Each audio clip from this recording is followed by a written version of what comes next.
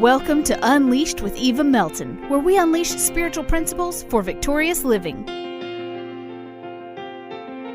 Hey everybody, welcome back to Unleashed with Eva. This is Pastor Eva Melton from the Firm Foundation Church here in Birmingham, Alabama. I want to remind you that this episode is sponsored by Clifford Melton of Keller Williams Realty. Clifford is a realty in the area, Jefferson County, Shelby County. So if you're looking to buy, sell a home, go ahead and give Cliff a call. You can reach him at 205-500-1904.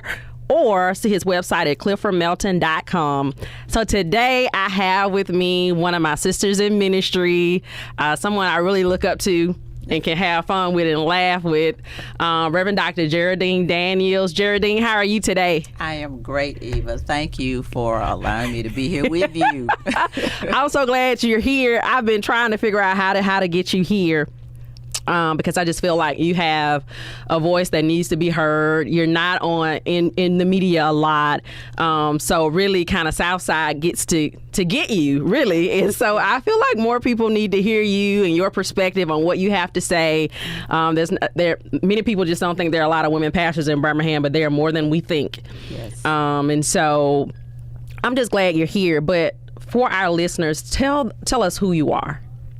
Well, as you've already said, I am the pastor of Southside CME Church. I have been here now, been pastoring Southside for going on, this is my 8th year, really wow. 9th year going into it. And I came here from Houston, Texas, where I was the associate pastor for about 10 years at the Metropolitan CME Church in Houston. Wow. So did a lot of things there, and so happy that I was able to come here with my mentor and Bishop W. Edward Lockett, who is deceased, but I came here with him and been here ever since, and I am enjoying every moment of my pastorate at Southside. Awesome. That's just a beautiful congregation. So if you guys are ever, that's in the Titusville area. Yes. If you're ever in the Titusville area, go ahead and check out Southside CME one Sunday morning. They have great choir concerts and anniversaries. Like they have a slamming choir, and so combined with a powerful preacher, is a beautiful worship service. Okay. So I've been talking to my guests this last season about divine purpose. You know, I feel that we all have a purpose for being here, and that God had a purpose to even allow us to come into this realm. God said to Jeremiah, before you were formed in your mother's womb, I knew you. And I believe that, you know, it's not just Jeremiah who had a purpose. It's not just Jesus who had a purpose, but we all do. Right. Okay. So what do you feel like your divine purpose is? Well, I have kind of a divided struggle, I'm going to say, with the purpose. Okay.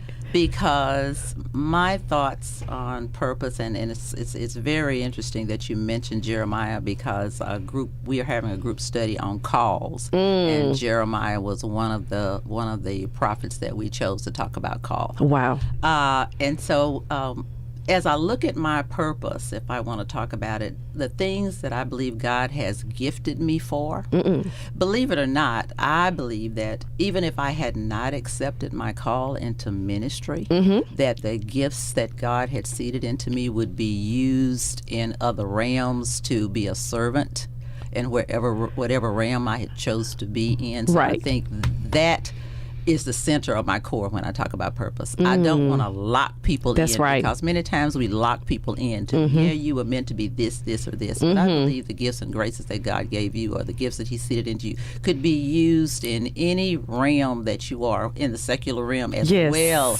as in the sacred realm, is what we talk about the church. So yes, that's kind of my main core about purpose. So what do you feel like, if you had to say, so if you wanted to define it from your gifts, because for me, I feel like my purpose is to help bring about liberation for in the minds of people. And so sometimes that's expressed at the church, sometimes that's expressed on this show, sometimes that's expressed on a radio show that has nothing to do with God or spiritual principles, and sometimes that's at work. Right. So what do you feel like your purpose, like that core purpose, could be, even if it's expressed in different domains? Okay, in different domains, I am truly an encourager, an uplifter, a listener, a provider of wisdom. I see myself as that, and it has for a long time, ever since I even was a child. I saw myself talking to grown-ups and telling them things about their lives and listening to people and kind of speaking things into them, encouraging them to do things to move forward. I connect with all ages. I have no barriers when it comes to from children to seniors to young adults. I just kind of go there on their level wherever they are, because I'm very particular about judging people. Mm-hmm. I try to just hold all of that judgment, how people like, oh no, because I go back in my life and try to remember where I was and what I did at those particular times in my life and where I was as a teenager, as a young adult, and I can remember, just wanting people to accept me for who I was, what I was doing at the time, to see me for me, and then go with me there. Don't try to take me where you want me to be, but just be with me in the moment where I am. And that's what I try to do when I talk to people and when I listen to people. And I think that is just my gift. I love to do it. I have people say, oh, well, I talked to Pastor Daniels and she told me what. Go talk to Pastor Daniels. And I hear people say, when I was working at Shell, I had a chair sitting at my desk at my cubicle. And inevitably, from day to day, somebody would come and sit in that chair. And when I would see someone sit in that chair, they would just look at me and start to just talk about everything. And I'm going like, Lord, what do I do?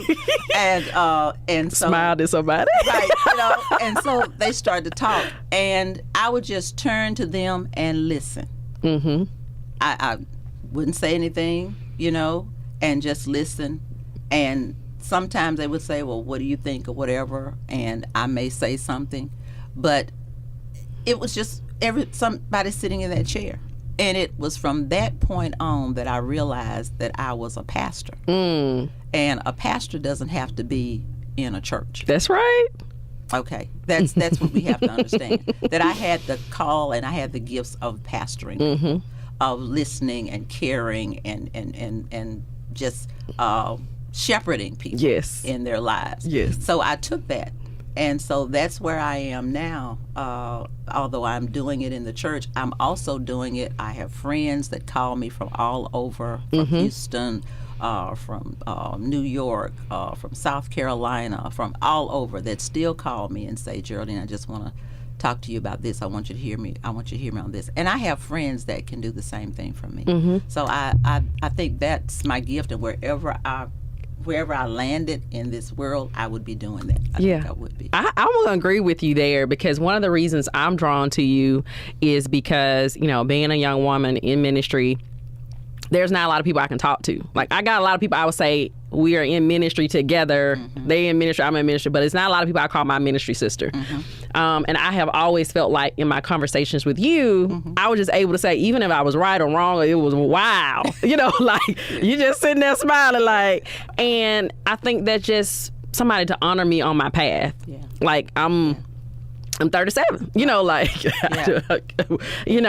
started in ministry. I was 28, 29.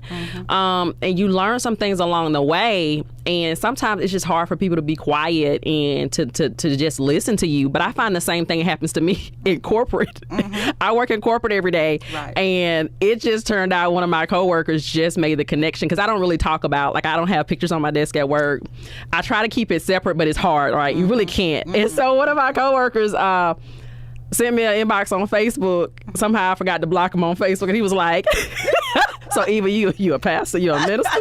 Like, and I'm like, why are you searching for me? Talking about, I knew it was something. I had to figure out what, but I'm like, he was like, I don't even know who you are. Like, I'm like, but y'all like talking to me for a reason. For a reason. And so I told him, I said, work, I'm just your coworker. But I do have those moments where my cue, like, sometimes people plop down and they say whatever, and I just listen, and then some days you be like, nah, y'all know I ain't getting paid for this. Right. Well, I never get paid for it, but it's just what we do. But I love your spin on that, because I tell people that their purpose can be expressed in so many different domains, and sometimes people can be in a career and still don't even know what their purpose is. And I always, the analogy I came up with the other day trying to explain it to somebody is that, a lot of times we look external to ourselves for our purpose and our calling. But just like those apps like Facebook Messenger and these apps that are so easily hackable, they're hackable by the person most of all who created them. That's right. The person who engineered them knows how to hack those apps. And it's the same thing with us. We don't have to search externally. The divine engineer. That's right. He can hack. But you go in, and when you connect with God, it kind of just starts with that relationship. But as you begin to know God, you get to know yourself. You do. And you really realize that I am unique, and there's somebody waiting on me to do what I need to do. And that God birthed me into this realm for a particular reason. But this is a great conversation. We're going to head into a break. You're listening to Unleashed with Eva Melton. I'm here today with Reverend Dr. Geraldine Daniels. We'll catch you on the other side of the break.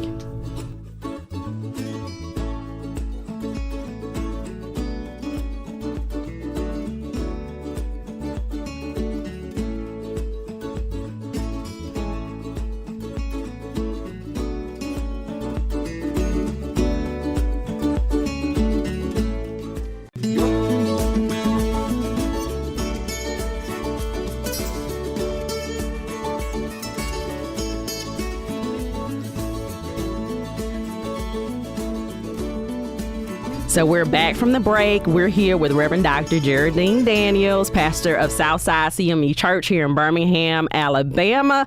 We were talking about divine purpose, and so Geraldine has told us all about how that expresses itself in different domains and whatever area of life you're in. I did a Facebook video, I want to say last week, and I was saying, a lot of people say, well, I need to get here, I need to get this degree, I need to do all this.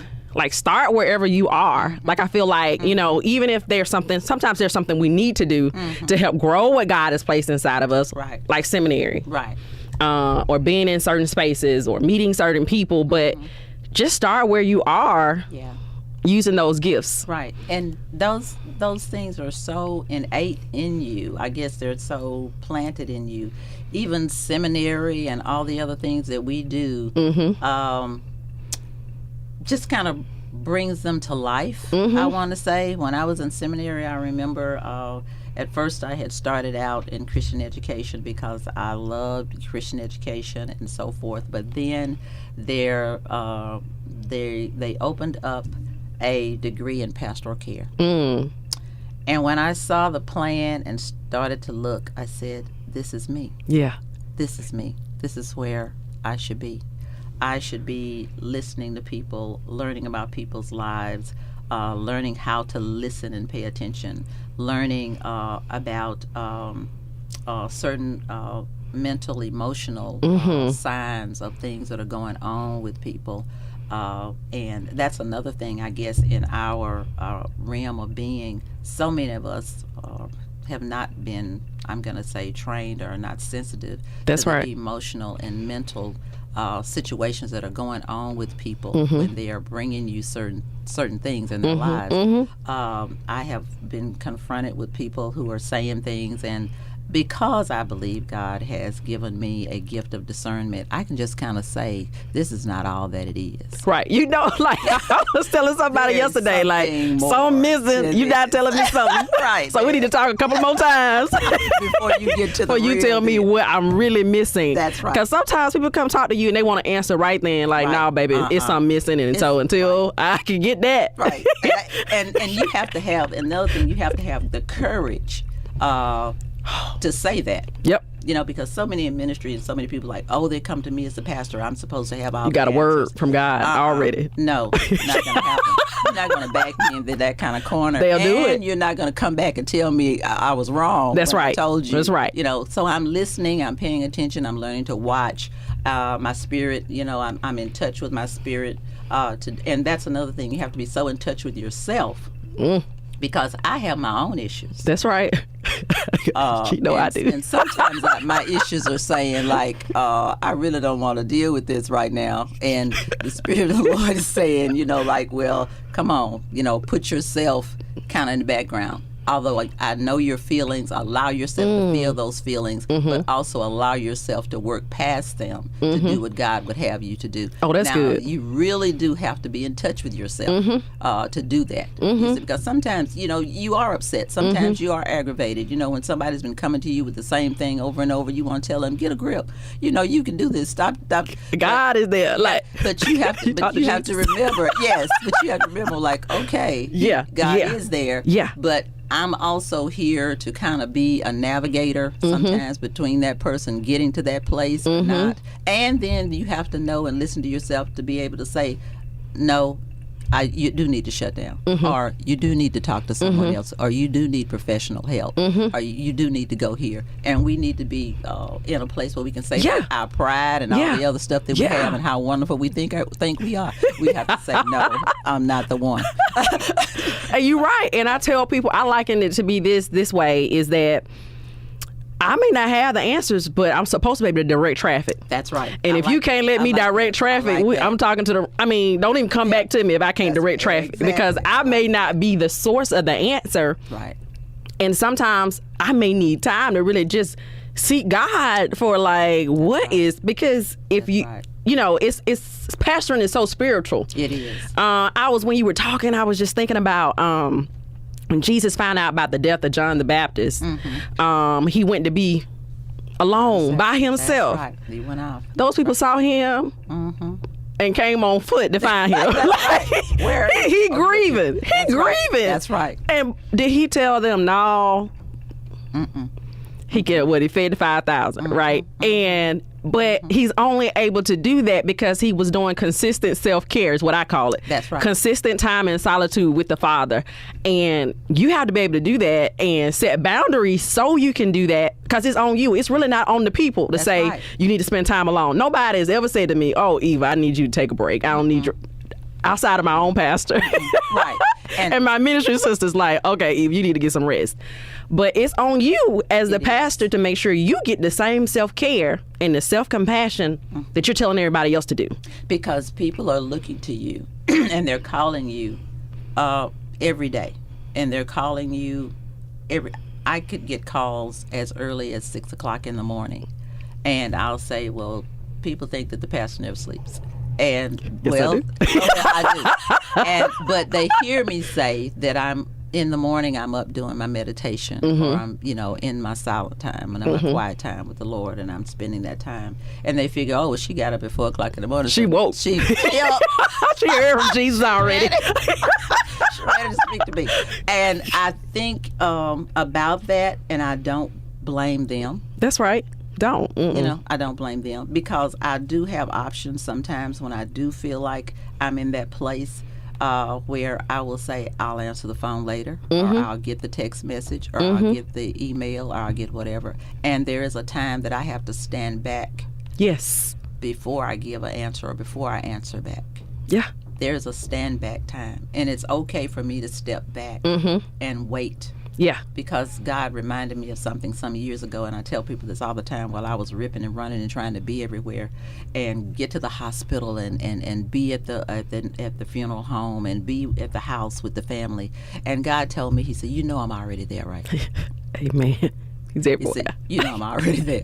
I'm already taking care of business. And I know more than you know. That calms me, so I can drive very slow and know that God's got it. Yes. And whatever I'm to do when I get there, he will allow me to do that. But God's already got it. Yeah. It's already under his control. Yeah. So pastoring, oh my gosh, is just such a spiritual thing. So sometimes, this is horrible, but sometimes you see people and they pastor a church, or they're listed as a church pastor, and you see them say, oh, they're a great speaker. And then sometimes you meet people and you have an interaction with them and you be like, okay, that's a pastor. Like, once you seen a real pastor, I feel like I grew up with a real pastor who happens to be my dad as well, because I saw behind the scenes too. Once you know a real pastor or have had a real pastor, it's very hard to sit up on anything else. And people, and I'm going to tell you this, people think they want that. They think they don't really want it. People think they want that. And I have nothing against anyone else, but people, when you become a pastor, the thing that helped me to be a pastor at Southside when I got to Southside was visiting the sick and shut-in, talking to those families who were sitting by the bedsides of their mother and fathers and sisters and brothers for a long time, and had not been able to come to church because they were doing just that. And to honor them, to take them communion and say, I'm going to be here for you as well. That allowed me to become their pastor. That is when they really said, crisis. She is the pastor. She's there. She's here. It's one thing to be in the pulpit on Sunday, and yes, we are called to be in that place. But we have been, yeah.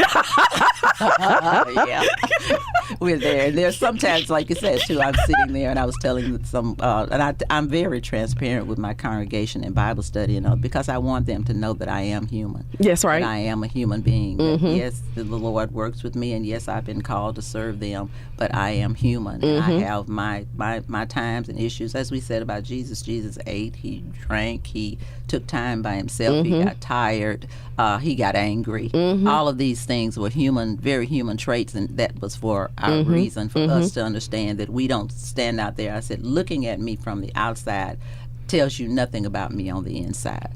So I just like to give them a little peek every now and then of who I really am. And I tell them sometimes I'm sitting in the pulpit, and I have been sitting in the pulpit, and I remember one Sunday morning, and I felt honestly like I was about to pass out. I was just like, I don't know if I'm going to be able to get up and do this sermon. I don't know what's happening with me at this very moment. What is going on? And I'm talking to God just like that. Yeah. But I get up, and Jackie plays a song. Yeah. And the Spirit of the Lord just seems to energize me at that moment. And I tell them that to let them know, like, this is what God does for me. Yes. Because I am, and I know if he does it for me, he can do it for you. That's right. Now, I'm not the special person in the house. I am just, my role is different from your role. Right, like in the special forces. Right. I'm not.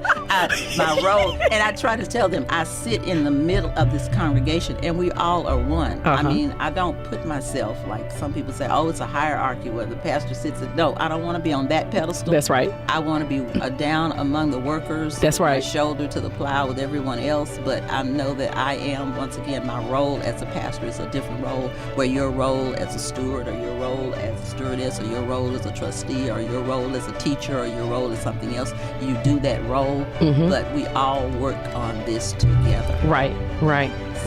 That's a great perspective. I've enjoyed having you here, you guys. We were talking to Reverend Dr. Geraldine Daniels. Excuse me. She's the pastor of Southside CME Church here in Birmingham, Alabama. So you guys look them up. They're on Facebook. I know it's Southside CME. You can add them there, Google them, but find their address and stop by one Sunday, and I promise you that you will be blessed by the worship there. Just an awesome congregation. Geraldine, thank you so much for being here with us. And to our listeners, we're going to catch you next Sunday right here on 101.1. Thank you. Thanks for listening to Unleashed with Eva. I hope you were inspired, encouraged, and motivated to tackle a new week. For more information about the show, check out www.evamelton.com.